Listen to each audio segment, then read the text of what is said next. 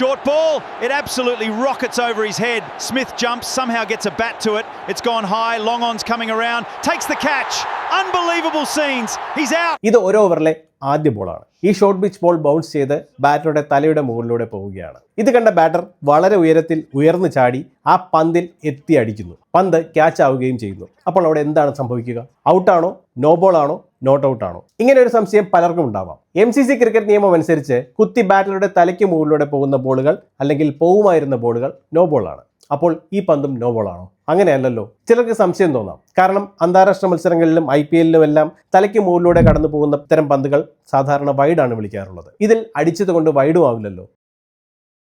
MCC നിയമങ്ങൾ ക്രിക്കറ്റിന്റെ അടിസ്ഥാന നിയമങ്ങളാണ്. എന്നാൽ അവ ഒരു ബെഞ്ച് മാർക്ക് മാത്രമാണ്. അതിൻ്റെ അടിസ്ഥാനത്തിൽ വിവിധ മാറ്റങ്ങളും വ്യവസ്ഥകളും ഉൾപ്പെടുത്തി തയ്യാറാക്കിയ പ്ലേയിങ് കണ്ടീഷൻസ് അനുസരിച്ചാണ് മത്സരങ്ങൾ നടക്കുന്നത്. അന്താരാഷ്ട്ര മത്സരങ്ങൾ ICC പ്ലേയിങ് കണ്ടീഷൻസ് അനുസരിച്ചും നമ്മുടെ ആഭ്യന്തര മത്സരങ്ങൾ BCCI പ്ലേയിങ് കണ്ടീഷൻസ് അനുസരിച്ചുമാണ് നടക്കാറുള്ളത്. അന്താരാഷ്ട്ര മത്സരങ്ങളിലും BCCI ഡൊമസ്റ്റിക് മത്സരങ്ങളിലും IPL മത്സരങ്ങളിലും ഒക്കെ ഉപയോഗിക്കുന്ന പ്ലേയിങ് കണ്ടീഷൻസിന് സമാനമായ പ്ലേയിങ് കണ്ടീഷൻസ് ആണ് അറിഞ്ഞോ അറിയാതെയോ ഒക്കെ നമ്മൾ നമ്മുടെ കളികളിലും ഉപയോഗിക്കുന്നത്. നമ്മുടെ സൗകര്യത്തിനനുസരിച്ച് ചില മാറ്റങ്ങൾ വരുത്തി നമ്മുടെ പ്ലേയിങ് കണ്ടീഷൻസ് ആക്കുന്നു എന്ന് മാത്രം. നമ്മുടെ ചില കളികളിൽ 6 അടിച്ചാൽ ഔട്ട് ആവുന്നതൊക്കെ നമ്മുടെ പ്ലേയിങ് കണ്ടീഷനിൽ നമ്മൾ വരുത്തിയ ആ മാറ്റമാണ്. അപ്പോൾ ഈ മുൻപ് പറഞ്ഞ പ്ലേയിങ് കണ്ടീഷൻസ് അനുസരിച്ച് കുത്തി ബാറ്ററുടെ തലയ്ക്ക് മുകളിലൂടെ പോകുന്ന പന്തുകൾ വൈഡാണ്. സാധാരണയായി ഒരു വൈഡ് പോകുമായിരുന്ന ബോളിൽ ബാറ്ററുടെ ബാറ്റോ ശരീരമോ ഉപകരണങ്ങളോ സ്പർശിച്ചാൽ അത് ഫെയർ ബോൾ ആവില്ലേ? അതുപോലെ തന്നെ ഇങ്ങനെ തലയ്ക്ക് മുകളിലൂടെ അത് എത്ര ദൂരെ പോകുന്ന ബോളായാലും അതിൽ കയറി ഒരു ഷോട്ട് കളിച്ചാൽ അത് ഫെയർ ബോൾ ആവും. അതുകൊണ്ട് തന്നെ അതിൽ ക്യാച്ച് ഉണ്ടായാൽ അത് ഔട്ടുമാവും. എന്നാൽ ഇവിടെയാണ്